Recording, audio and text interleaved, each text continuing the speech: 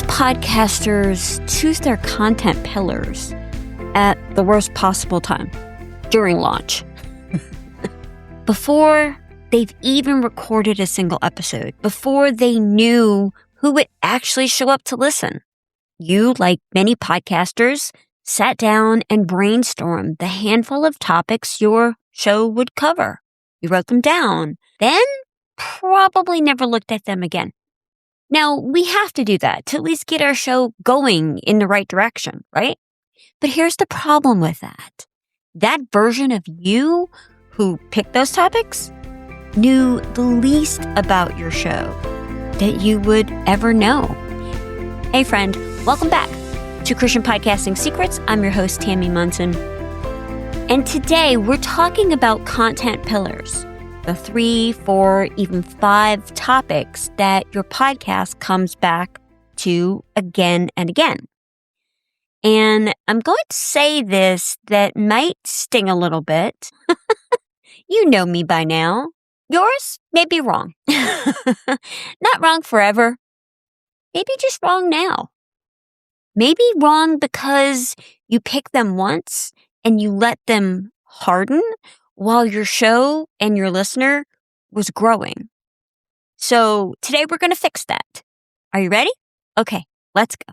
So let's start out by what a content pillar actually is, because the term gets thrown around a lot, I think.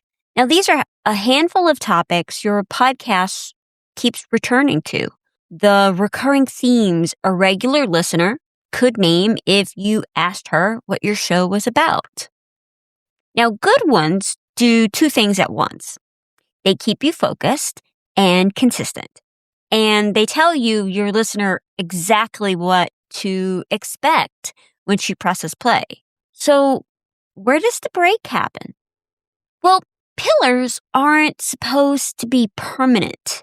They're really more like a guidepost. Almost everyone treats them like they are.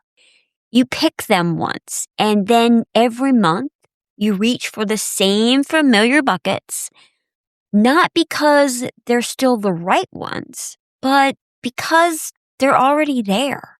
Now, my friend, that is not strategy. That's just muscle memory. And here's why this matters so much, is because I don't want you to think that the old pillars were dumb. They weren't. They were right, at least at the time that you wrote them. Audiences change. Your target listener changes. Things shift over time. That is what is supposed to happen. But here's what happens after launch. Your listener starts showing up, and she teaches you who she actually is, not who you guessed she would be during your launch phase, but who she actually is. And your show finds its real voice, which is almost never the voice that you plan for. But we have to start somewhere, right? The topics that light her up turn out to be different from the ones that you planned for before a single listener started listening to your show. And we want that progress. There's a lot of things that shift in the first year of your podcast. Your audience, your voice, your sense of what actually helps her. You finally feel comfortable in front of the microphone or the camera. Everything moves, except the one thing that you locked in at the very beginning and then probably never touched again. And that's your pillar content. That's the whole problem. Your show grew up. You grew up. Your listener grew up, but your topics didn't. So let me give you the one test that tells you whether a pillar is actually working. So for each of your pillars, you want to ask this question. Is this topic serving my listener, or is it serving my habit? Now, I know how that sounds. So let's look at a way to how to actually tell the difference. A pillar that serves your habit feels comfortable to make. It's the episode that you can record probably in your sleep. You know exactly what you're going to say. And so when that episode drops, it lands with a soft thud. It's fine. It does okay. But nobody writes in. There's no messages. There's no DMs. There's no real feedback. Now, on the other hand, a pillar that serves your listener usually feels a little riskier to make. You're not as sure of it. Something feels like, oh, maybe I shouldn't do this. You feel a little bit more exposed, more vulnerable. And then when it does go out, she responds. She writes back. She shares that episode. She says, thank you for saying that. That was exactly what I needed to hear today. We've all had those episodes. Now, I'm going to say it again because it is counterintuitive. And I want to make sure that you don't miss it. The comfortable topic is often the warning sign, where this slightly uncomfortable, vulnerable episode is often the gold. Let me give you an example. So Rachel has a small business coaching podcast. That's what she does. She's a small business coach. Now, she's been doing her podcast for about 9 months now. Now, her favorite topic, her favorite pillar is talking about the money, the stuff that we don't like to talk about. The pricing, the profit margins, the spreadsheet side of things. It's what she's best at, she believes. She could talk about it for days. It's one of the reasons she started her podcast. And every time she publishes one of those money episodes, they do nothing. There's no replies. There's no shares. It's just crickets. Now, there's another topic that she barely touches because it feels a little too soft and a little too exposed, and she has to get really vulnerable in that episode. But the handful of times she has talked about, honestly, about the fear of failing, the wanting to quit in year 2 of her business, all of those things, her inbox lights up. She gets DMs and emails and comments on social media. People start signing up for her coaching program. Now, if you asked her, she'd probably tell you that the money episodes are the real value and the personal ones are just fluff. But she has it exactly backwards. Her favorite pillar, when she talks about all the money things, while it's very important to talk about those things, is serving her. But the honest ones, the vulnerable ones, that's actually serving her listener. It's serving them. Because here's the thing, her listeners can find pricing formulas in hundreds of places. What they are less likely to find is another woman who is a few steps ahead of where her listener is, saying, hey, I know that fear. I've sat in that too. Here's what I did. That's the pillar. That's the story. Rachel was just too close to see it because it was an easy thing to make, and that felt like the valuable thing to make. And so this goes beyond just strategy. We have to look at it in a deeper way. Philippians chapter 2, verse 4 says, let each of you look not only to his own interests, but also to the interests of others. Now, to me, that feels like the entire content pillar question we've been talking about in one little verse. The content pillars that you have for your show are not a place to express yourself. They're a place to serve someone. And yes, they should come from your gifting and your calling, of course. But the test of a pillar was never whether you enjoy it. It's whether it meets her where she actually is. Because if it's not meeting her, she's not going to listen. She's not going to show up. And I believe, and I may get some notes for this, but the most self-indulgent thing that we can do as podcasters is to aim it at yourself and then call it authenticity. Where the most faithful thing that you can do is figure out what she actually needs and be willing to talk about that, even when it's not your favorite thing to do, to talk about, to say.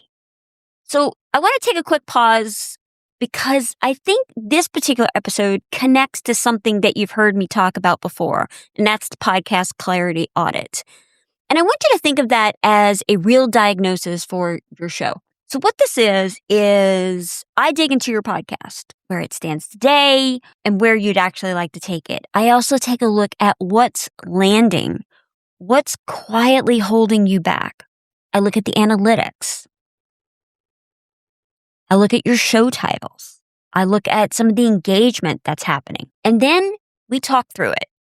And I'll even give you a 90-day roadmap on what to do next. The exact steps that I would take if it was my own show.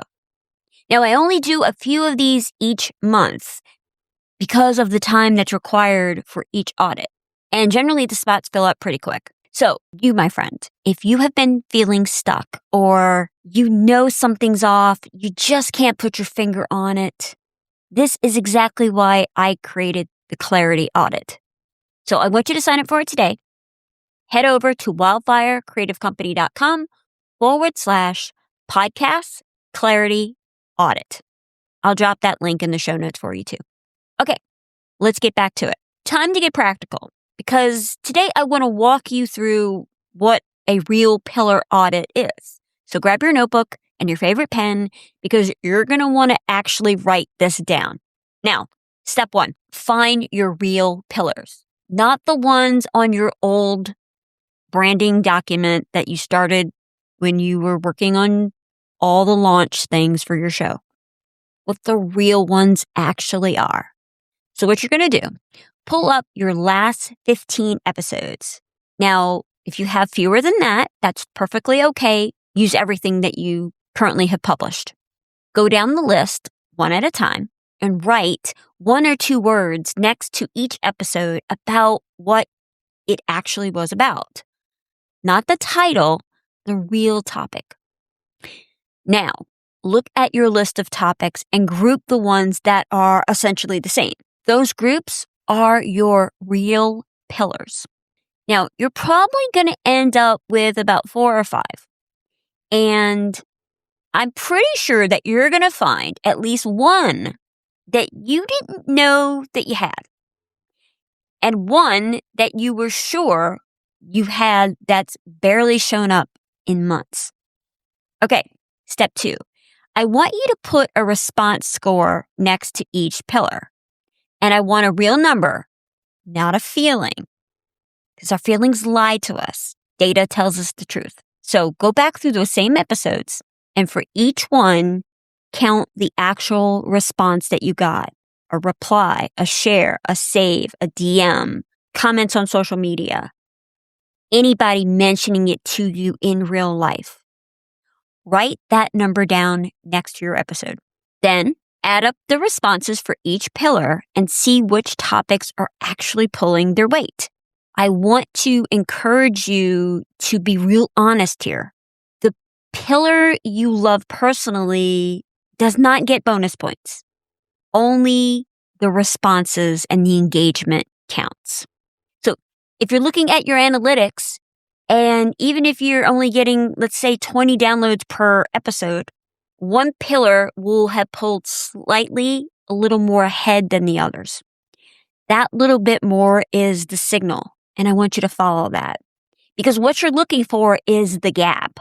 The pillar that you publish the most versus the pillar that she responds to the most. When those two are different topics, you just found your problem in your own handwriting. Step 3, I want you to promote one and retire one. Just one each. We're not blowing up the whole show. Promote the winner. Take the pillar with the highest response score that you've been underusing and giving it more room.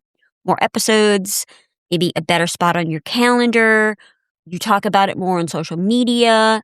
Make it the real anchor of your show, not just the occasional guest. And then here comes the hard part. I want you to retire the dead weight. Take the pillar topic that you keep making that scores nearly 0 every single time. And I want you to give yourself full permission to let it go. And if you can't let it go completely, I get it. I have my favorites too. I want you to shrink it way down. Maybe you only do that type of episode a couple of times a year. And that's it. That's the whole audit.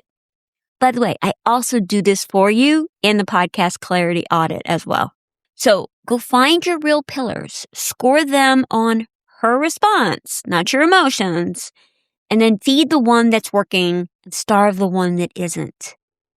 And you're not reinventing your podcast. You're just ensuring that it is for her and it's meeting her pain points and it's helping her to have small wins in her own life. Because, friend, you did not start your podcast to talk to yourself. I guarantee it. You started it to serve someone specifically. And the bravest, most useful thing that you can do is to keep aiming it at her, even when the topic she needs isn't necessarily the topic you would pick. I do this for myself as well. I audit my own podcast twice a year. And I still find something that needs to go and something that needs to be talked about. So believe me, I'm with you in this. And that's not selling out. Quite honestly, it's the whole job. So thank you so much for listening today. I truly appreciate you being here. Remember, you can love Jesus and analytics, and life is way too short for boring podcasts. I'll talk with you next time. Bye, y'all.